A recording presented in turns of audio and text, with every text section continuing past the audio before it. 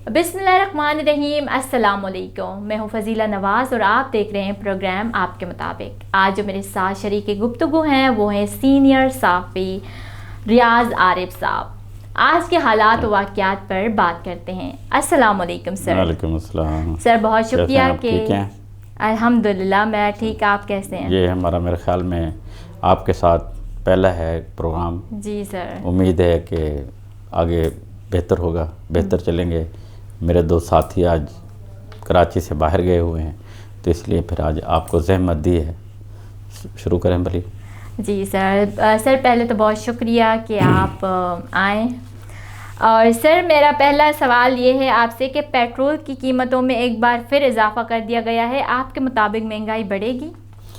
महंगाई तो तूफ़ानी तौर पर बढ़ेगी और ये पाकिस्तान की हाईएस्ट पेट्रोल की कीमतें हैं। पाकिस्तान में अब तक इतने पेट्रोल की कीमतें नहीं बढ़ी जितनी अब बढ़ गई हैं। अब पेट्रोल की कीमत फ़ी लीटर जो है ना 160 रुपये तकरीबन हो गई है। और ये इस हुकूमत में तकरीबन जब इन्होंने हुकूमत संभाली थी, इससे पहले नवाज़ शरीफ की हुकूमत जब ख़त्म हुई थी, उस वक्त पेट्रोल फ़ी लीटर था 76 रुपये, यानी कि 76 रुपये पर लीटर। अभी देखें आप 160 हो गया है, तो ये दुगने से भी ज़्यादा हो गया है। पाकिस्तान में पेट्रोल की कीमतें इस तरह कभी नहीं बढ़ाई गई और 2 रुपये, 3 रुपये, 4 रुपये, 5 रुपये, अभी तो 12 रुपये बायक मुश्त, और इससे पहले 14 रुपये बायक मुश्त, यानी कि 5-7 रुपये की भी बात नहीं है। अब 1 लीटर पे जब इतनी पेट्रोल महंगा हो जाए, आलमी मार्केट में पेट्रोल की कीमत कम हो रही है। आज की इतलात के मुताबिक पाकिस्तान में पेट्रोल की कीमत जो है ना वो बढ़े जा रही है। जब पेट्रोल की कीमत किसी भी जगह, किसी भी शहर में बढ़ेगी तो हमारी जितनी भी पेट्रोलियम की मसनूआत हैं उन पे ऑटोमेटिक जो है ना रेट बढ़ जाएगा। इससे महंगाई में इजाफ़ा होगा।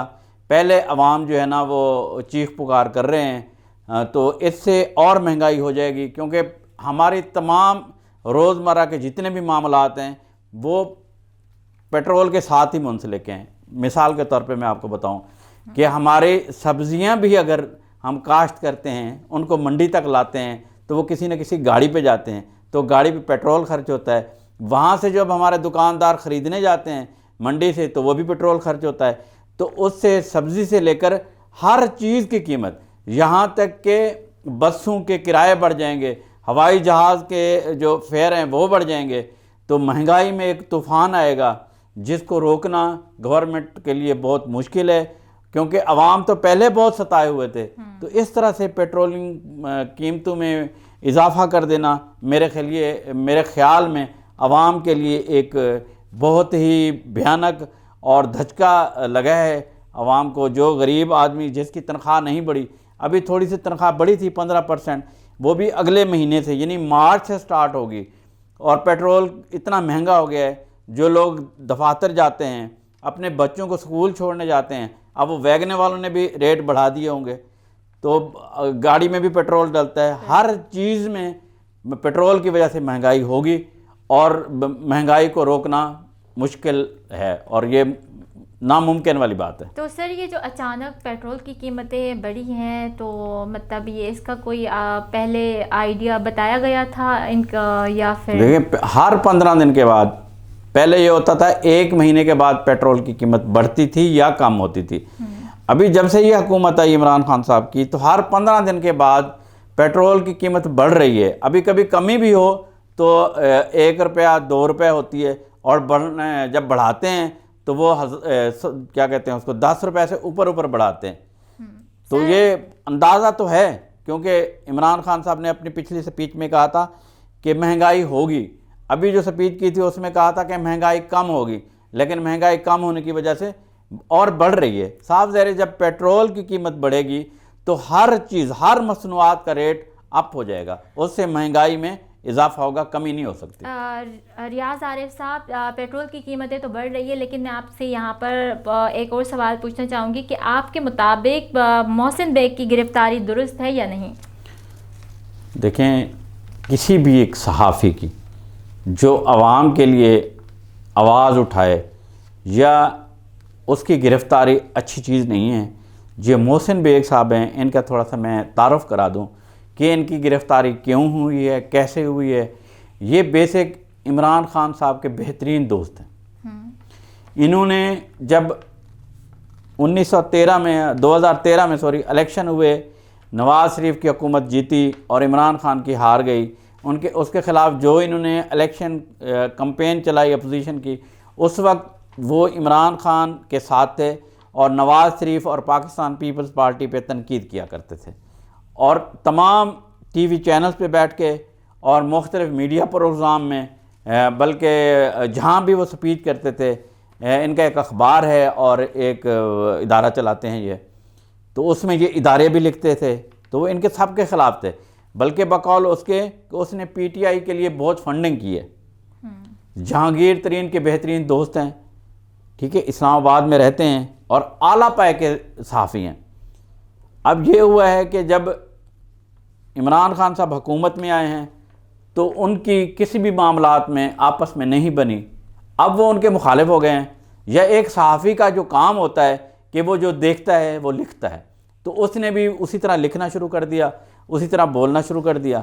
अभी ताज़ा तरीन वाक़या ये हुआ है कि वो कह रहे थे इमरान खान साहब के बारे में जो भी बयानात उनके थे। अभी जब इमरान खान ने 10 वफाकी वज़रा को तारीफ़ या सनाद दी तो उसमें मुराद सईद साहब का नाम पहले था, पहले नंबर पे आया। तो उन्होंने गरीदा फ़रूकी के एक प्रोग्राम में, एक टीवी चैनल पे, जो उनसे कहा जा सका, उन्होंने इमरान खान की जो पहली बीवी थी उनकी किताब का हवाला दिया। उस किताब के हवाले में कुछ वो गलत भी कह गए जो कि नहीं कहना चाहिए था।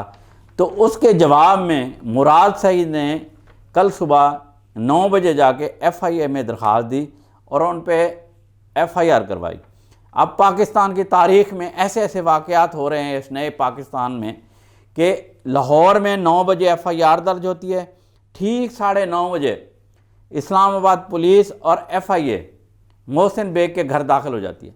मोहसिन बेग सो रहा होता है, उसके घर वाले उसको उठाते हैं कि कोई बंदे आ गए हैं, इस तरह दाखिल हो गए हैं। तो वो बड़बड़ा के उठता है, उसका बेटे भी जवान है, वो भी उठते हैं, पिस्टल उठाता है और फ़ौरन जाके बंदे को दबोचता है। वो उसको पकड़ता है, वो बाद में वो बताता है कि मैं FIA वाला हूँ और जो है ना मैं आपको गिरफ़्तार करने आया हूँ। तो बाकी जब पिस्टल देखते हैं तो काफ़ी सारे लोग वो भाग जाते हैं FIA वाले। तो फिर उनके घर वाले 15 पे कॉल करते हैं कि हमारे घर में कोई डाकू शकू आ गए हैं, तो पुलिस को बुलाते हैं। अब वो FIA वाले भी 15 को कॉल कर देते हैं कि हम यहाँ पे रेड करने आए हैं, तो आगे उन्होंने हम पर असला तान लिया। खैर उनको गिरफ़्तार करते हैं, पुलिस स्टेशन ले जाते हैं। अब क्योंकि वो एक इदारा चलाता है, अखबार का मालिक है, तो उसने उसके लवाहकीन ने फ़ौरन एक वकील किया और उसको हब्स बेजा में दरख्वास्त दे दी सेशन कोर्ट में। उसमें उन्होंने फ़ौरी तौर पर बैलेफ मुकर्रर किया। वो पुलिस स्टेशन जाके उसने रेड किया, 10-15 मिनट वो उन्होंने उसको आने नहीं दिया। तो जब वो अंदर गया तो वो लॉकअप में था, तो कोर्ट का ये हुक्म था कि उसको लेकर फ़ौरन कोर्ट पेश करो। उन्होंने उसको मोहसिन बेग को कोर्ट में पेश किया। कोर्ट में जब तमाम बयानात हुए तो उन्होंने वो जो लाहौर वाली FIR थी उसका तो हवाला सिर्फ दिया। कोर्ट ने उनसे डॉक्यूमेंट्स मांगे, गवाहों की लिस्ट मांगी, जो जो अदालत के मामला थे वो उन्होंने किए, लेकिन वो पेश करने में नाकाम रहे।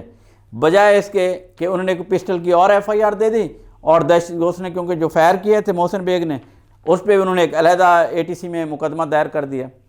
तो सेशन कोर्ट में 2 घंटे की समाअत के बाद उन्होंने उसकी गिरफ़्तारी को भी गैर कानूनी करार दे दिया और उस SHO के ख़िलाफ़ कार्रवाई का हुक्म दिया जिसने उसको गिरफ़्तार किया था। ठीक है, अब जब ये फैसला हो गया, अब उसकी जो गिरफ़्तारी डाली गई मोहसिन बेग की, तो वो लाहौर वाले केस में नहीं डाली गई, मुराद सईद वाले केस में नहीं डाली गई, उस केस में डाली गई कि इसने असला ताना और इसके पास नाजायज़ असला था। उस वजह से फिर उनका रिमांड लिया गया। तो कहने का मकसद ये है कि नए पाकिस्तान में इतना तेज़ निज़ाम हमारा हो गया है कि FIR होती है 400 किलोमीटर दूर और आधे घंटे में पुलिस घर पहुंच जाती है। एक सहाफ़ियों के ख़िलाफ़ इस तरह का जुल्म कोई सहाफ़ी बर्दाश्त नहीं करेगा। ये बिल्कुल गवर्नमेंट की ज़्यादती है और इस ज़्यादती को उनको वापस लेना पड़ेगा। अभी जो अभी इतलात हैं, अभी लास्ट टाइम ये कह रहे हैं कि गवर्नमेंट उस सेशन जज के खिलाफ भी कार्रवाई कर रही है जिसने इंसाफ पे मबनी फैसला दिया है। तो मोहसिन बेग साहब बेगुनाह हैं, अगर उन्होंने कुछ कहा है तो उसका तरीक़ाकार इस तरह नहीं होता कि उनको मारा जाए, तशद्दुद किया जाए। उनका मेडिकल अभी हो रहा है तो उस पर तशद्दुद भी उनका साबित होगा, क्योंकि पुलिस ने और उन्होंने उस पर बेपनाह तशद्दुद किया है। इससे पाकिस्तान की तमाम सहाफ़ी बरादरी एहतजाज कर रही है और एहतजाज करना भी चाहिए। उनकी गिरफ़्तारी गलत है और इस तरह के इक़दाम गवर्नमेंट के लिए अच्छा पैगाम साबित नहीं होंगे। जी जनाब। सही। अच्छा, मुझे ये बताएं रियाज आरिफ साहब कि आपके मुताबिक anchor person Ikrarul Hasan IBA के दफ्तर में जाना दुरुस्त है या नहीं? देखें, पहले भी हम एक सहाफ़ी मोहसिन बेग का जिक्र कर रहे हैं कि उस पर इस तरह तशद्दुद किया गया। अभी आपने एक और सहाफ़ी का जिक्र कर दिया, इकरारुल हसन साहब जो है ना, ये माशाल्लाह बहुत ज़बरदस्त प्रोग्राम करते हैं, अच्छे सहाफ़ी हैं, लेकिन इनको पाकिस्तान और पाकिस्तान के इदारों का ख्याल रखना चाहिए। किसी भी ऐसी जगह जहाँ पे हमारा मुल्क का कहीं नुकसान हो या हमारे मुल्क में कोई बदनामी का बहस कोई चीज़ बने तो ऐसे काम नहीं करने चाहिए। मेरे भाई इकरारुल हसन साहब ने पहले हमारी सिंध असम्बली पे भी ऐसे एक प्रोग्राम बनाया था जिसमें इनकी गिरफ़्तारी हुई। फिर पाकिस्तान रेलवे पे भी इन्होंने प्रोग्राम बनाया लाहौर में, वहाँ भी इनकी गिरफ़्तारी हुई। फिर हमारे हैदराबाद कौन सी शहर जगह है, जामशोरो नहीं, मटियारी में इन्होंने एक SSP आसिफ भुगियो ख़िलाफ़ प्रोग्राम बनाया, वहाँ भी इनको मतलब शर्मिंदगी का बायस बने। तो इनको IB देखे ना, एक हमारा इदारा है, ठीक है, उसमें हमारी एजेंसीज बैठती हैं, वो रिपोर्टिंग करती हैं, ठीक है, हमारे मुल्क के लिए काम करती हैं, वो पाकिस्तान के लिए काम करती हैं। अगर इकरारुल हसन साहब को उनके लिए कोई प्रोग्राम भी करना था तो उसके लिए उनके पास बेहतरीन फॉर्म है, जहाँ जिस इदारे में वो काम करते हैं उसमें भली वो जो तकरीर करें, जो अखबारात में बयान दें, लेकिन ये तो नहीं आप इदारे में घुस जाओ और वहाँ जाके, अब वो भी कहते हैं कि हमें नहीं पता था ये भी TV एंकर है या यहाँ पे कोई प्रोग्राम करने आए हैं। भली वो हमारा सहाफ़ी है, उस पर तशद्दुद जो है ना, जो उसको करंट लगाए गए हैं, उस पर तशद्दुद किया गया है, उसको मारा कूटा गया है, ये अच्छी बात नहीं है।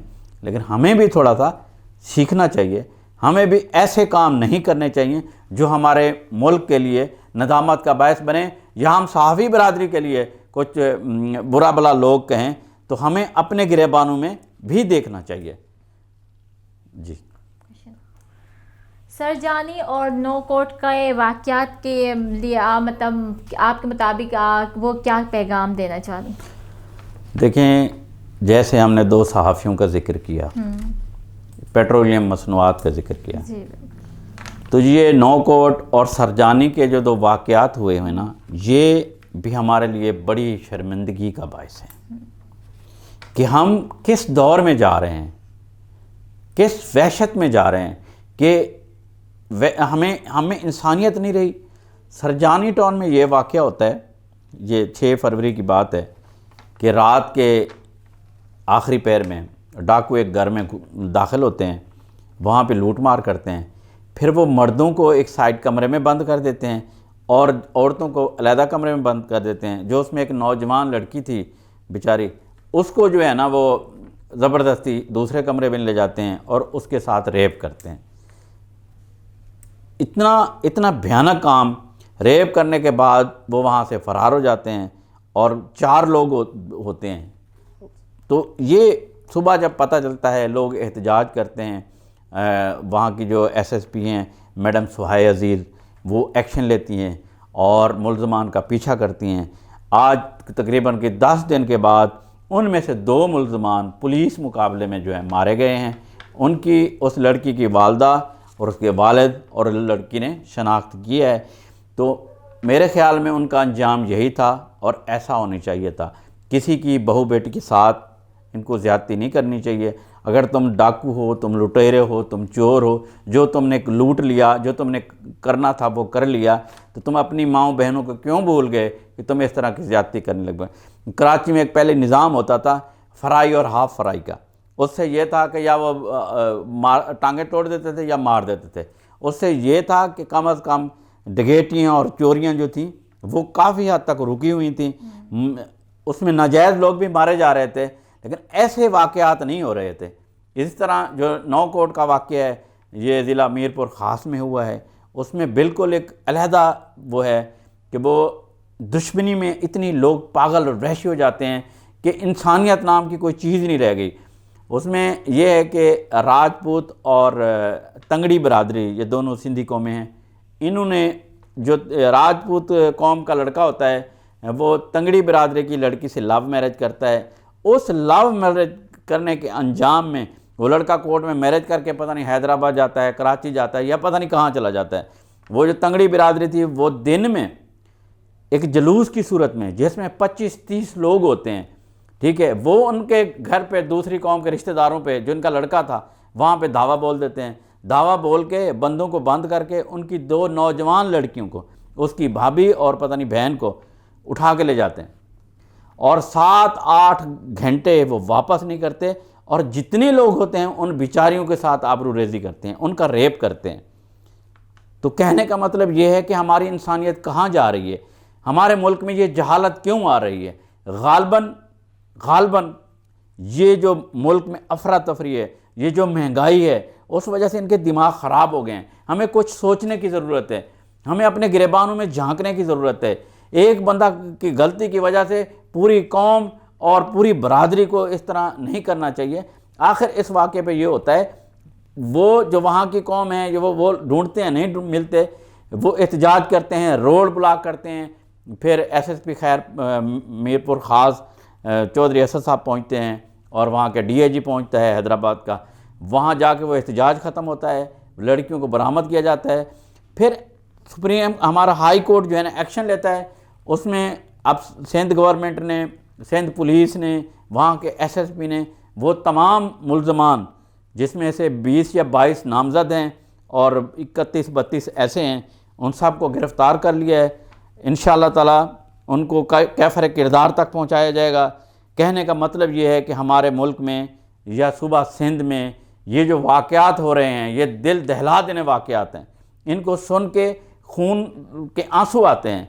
तो ये बहुत गलत हो रहा है। हमें अपने गिरेबानों में झांकना चाहिए, हमें कुछ सोचना चाहिए, हमें इर्द गिर्द के माहौल पे नज़र रखनी चाहिए और इस तरह के वाक़यात पुलिस को चाहिए कि इस तरह के वाक़यात आइंदा ना होने दें। तो ये बड़े अफसोसनाक वाक़े थे जो मैंने आपको बतलाए। अच्छा, मुझे ये बताएं, आपके मुताबिक खानेवाल का वाक़या हमें क्या पैगाम देता है? आज के सारे वाक़यात ही इस तरह के हैं। इस हफ़्ते में जो वाक़ हम ऐसे प्रोग्राम करते हैं, तकरीबन जो इस हफ़्ते में वाक़यात होते हैं ना, हम उनको डिस्कस करते हैं। खानेवाल का जो वाक़या है ये मियाँ चनू तलम्बा के मकाम पर पेश आता है। एक पागल, मतलब जिसके हवास बाख्ता से वो कुरान पाक की बेरहमती करता है, उसको 12-13 साल से, पागल अब कभी नहीं है, 12-13, उसका भाई कहता है, जुल्फ़कार नाम है उसका, कि ये 12-13 साल से इसका हम इलाज करा रहे थे। तो वो कुरान पाक की बेरहमती करता है, वहाँ के लोग उसको पकड़ के मारते हैं। मारना एक अलहदा बात है, फिर उसको पकड़ के वो पुलिस को दे देते, या उनमें कोई ऐसा बड़ा बंदा होता जो उसको पकड़ता या लोगों को मारने से मना करता, उसको जेल भेज देते, या कुछ और भी तौर तरीके हमारे हो सकते थे। तो वहाँ के लोगों ने उसको ईंटें मारी, पत्थर मारे, तशद्दुद किया। पुलिस वहाँ पे आई, पुलिस पे भी तशद्दुद किया।